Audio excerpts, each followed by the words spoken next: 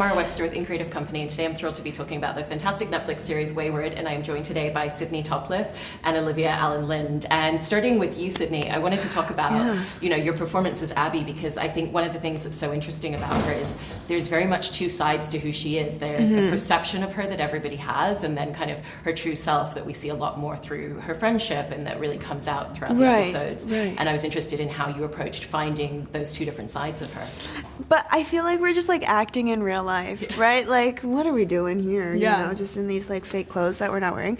But no, I think, I think that's just the life of an introvert, kind of. She's very much like shy, but then in this show really has to put herself out there and, gain this confidence, which is really exciting to see as an audience. So, yeah. And Alyvia, for you, I feel like, you're playing a character who has so much guilt and resentment and conflicted emotions and everything with her sister, and that feels so central to where we meet her in the story. And I was interested in how filming the earlier flashback scenes with her sister and getting to see this more introverted side of her kind of really shaped a lot of the layers of this character. Yeah, definitely. I mean, that whole episode was so helpful in just reading it, just because I think it just helped me understand Lila's backstory so much more. And I was really excited that at some point in the show we do get to see it, because it's talked about and you understand that this traumatic event happened to her, but then we get to see it really played out.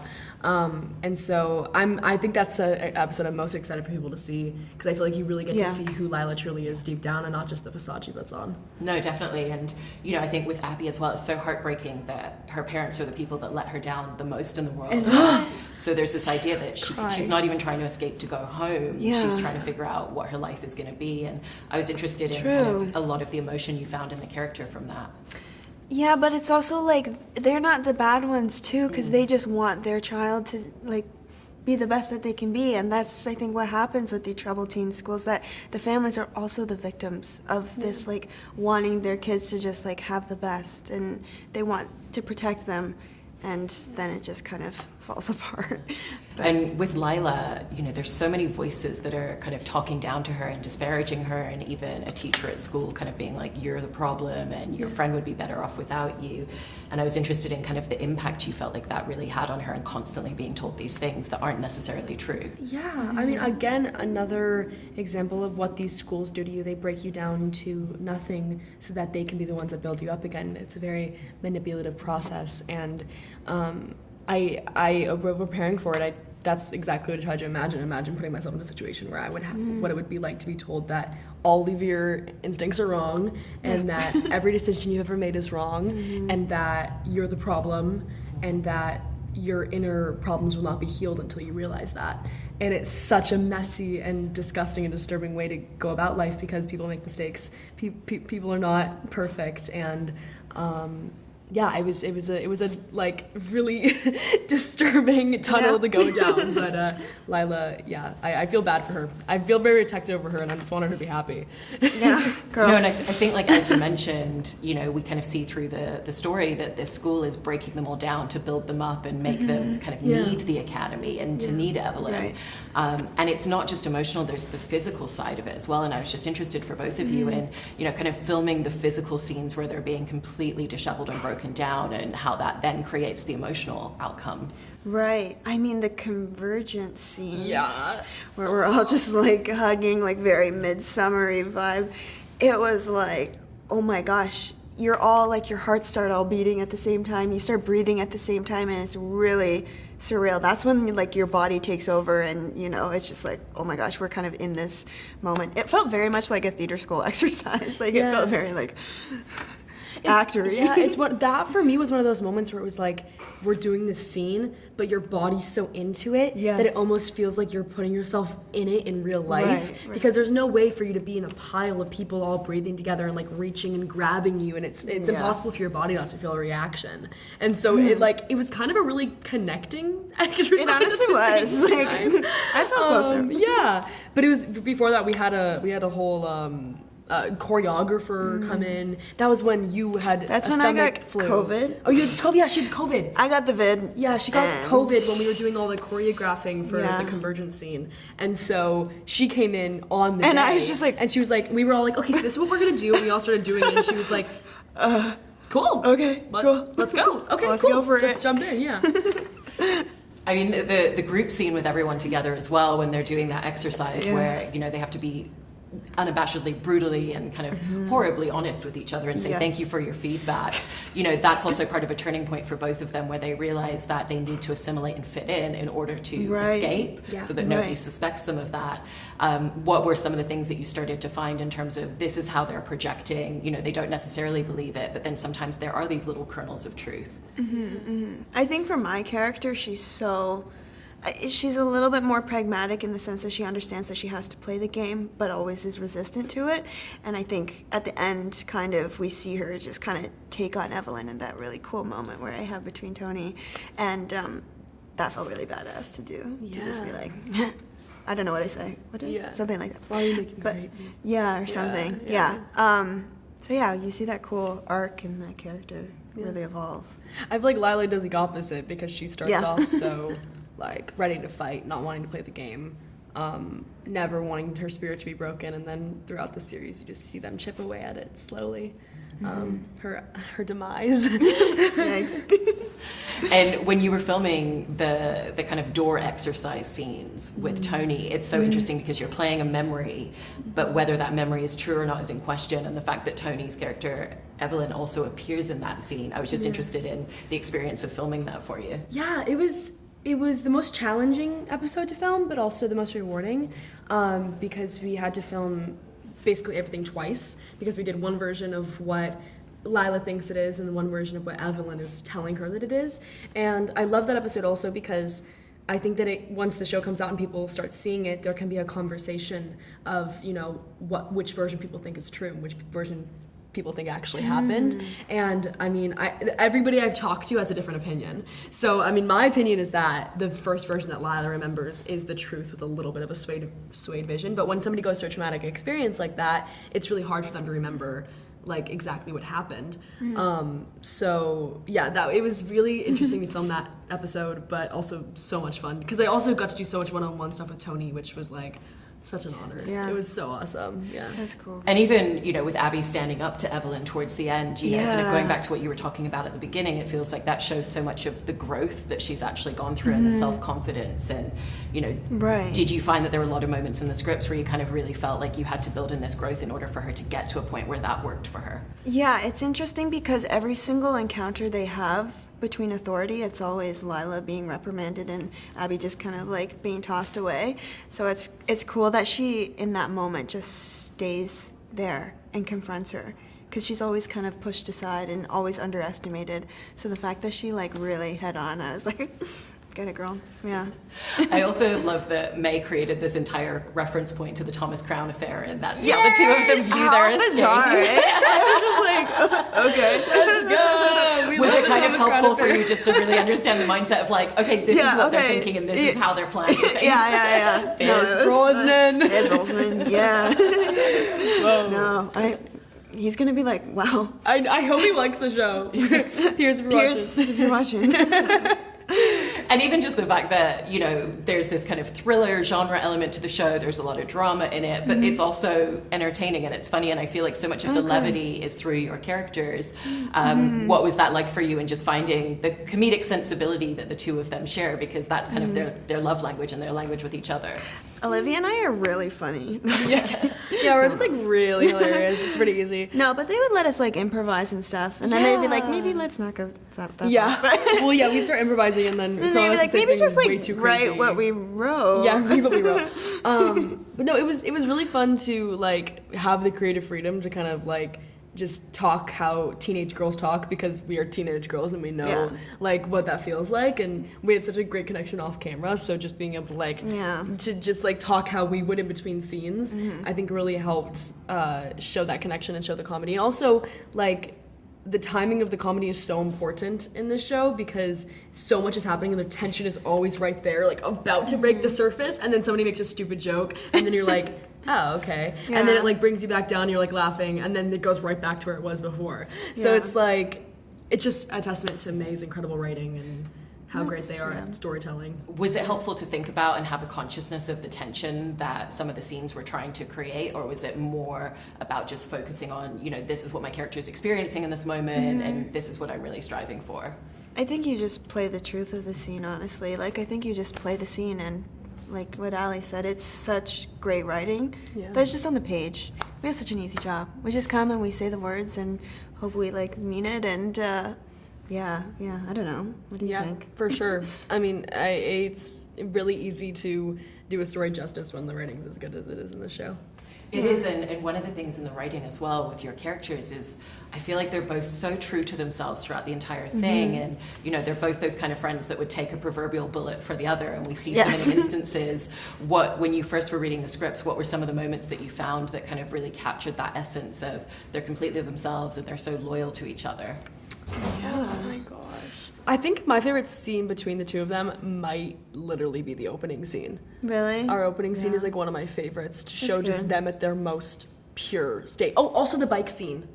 When I bit your thumb. Yes, during the bike scene, I was so bad. I was eating Twizzlers, and I went to go feed one to her in the scene, and I wasn't looking. I wasn't looking, and I bit her thumb like really hard, and it hurt my tooth. And I was like, really "Oh, that must have really hurt." It really bonded us. But then Alyvia like punched me in the boob. Remember that? Yes, I did accidentally do that. Alyvia does her own stunts. Yeah. And so Alyvia goes and punches and like fully goes for it, and I'm just like standing there, no spatial awareness, just like, hit it. But it was a good punch. It was a good punch. We're even. Yeah. I also wanted to ask you about, you know, your character's relationship on screen with May's character, Alex, because a lot of the scenes that the two of you have aren't actually physically together, and yet it becomes a really important component for Abby and someone that she really wholeheartedly trusts. And I was interested in how you and May really shaped that. Yeah, I honestly found those ones to be like the hardest scenes, just because it's like you're trying to get all this energy, and it's like a lot of exposition of like what just happened in the show. Yeah. But no, I don't know. We just kind of like did it. Yeah. We just did it, and I was there to read for them when they shot it, and so yeah, we kind of knew the tonality of what we wanted to do, but still, yeah. Those were hard though, because we were just like crushed in this little stall, and like Brad and Jeremy, the camera ops, were just like pushed up to here. But it was fun. And you know, with Lila, when we first meet her, she kind of is someone that projects a lot of confidence, but you realize that she's actually incredibly fragile inside, and I feel like we get to see more of that episode by episode. Was that something that you found very early on with the scripts that was really important to the character for you? Yeah, I mean, I think that every good character has an arc. I think that that's my favorite thing to flesh out, because characters that are one-dimensional are less fun to play and boring. So I feel like with every character, like you really want to find the thing that that they're insecure about, and like find the things that make them soft. And behind every rough exterior is like she has a little girl inside that's just like scared of what's going on, and she's been through so much, and she just tries to like push through all of her emotions. But yeah, throughout the series, I wanted to make sure that it like there's a gradual decline of her like tough exterior, because I didn't want it to be like, oh, she's this like tough girl, and then all of a sudden she's like super emotional, and everything's like she's like completely switched places with Abby. So like I wanted to make sure it was like a gradual decline of like chipping away at her outer shell. And Evelyn, and you did it. Yeah, so you did such a hopefully. good job.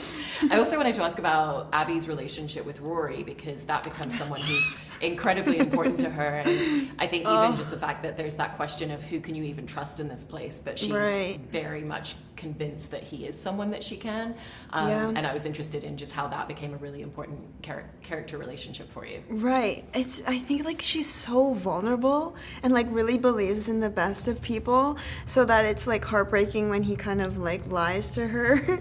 But no, I mean, how can you not love John Daniel? He's like a star. John Daniel! He's gonna be like the internet's boyfriend, because I just like, he's so sweet. And I read with a lot of other people, and when John came in, I was just like, oh, that's him. We love John Daniel. John Daniel fan club. Yeah. Rabbi is my biggest ship. Yeah. Start hashtagging Rabbi. No, but that relationship is my favorite thing in the whole show. I will say myself, like that.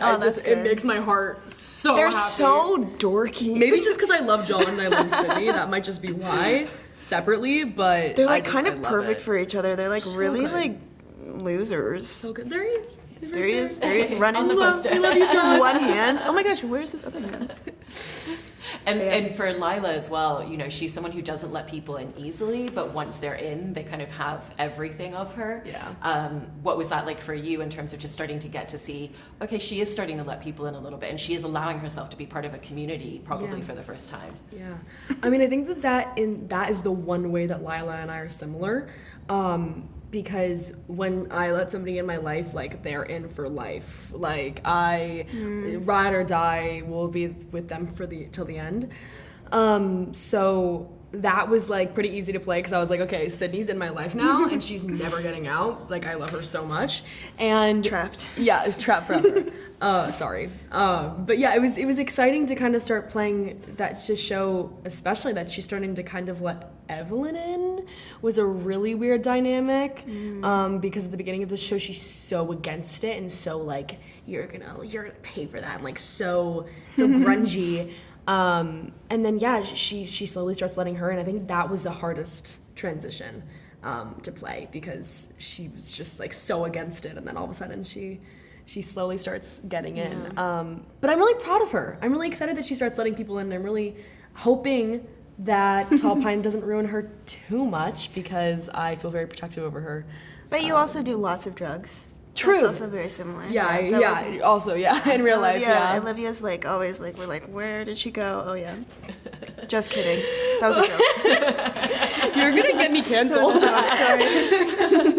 I think it's in episode 7 that the two of you, both of your characters have that huge argument, and you know, they do love each other, so even when they're saying hurtful things, the emotion is still there, and it's just that they're both in such a hurt place. And what was that like, filming that moment with each other, because it's such an emotional scene for the two of them? Yeah, I mean, everything that they're saying is true. Yeah. That's why it's so heartbreaking.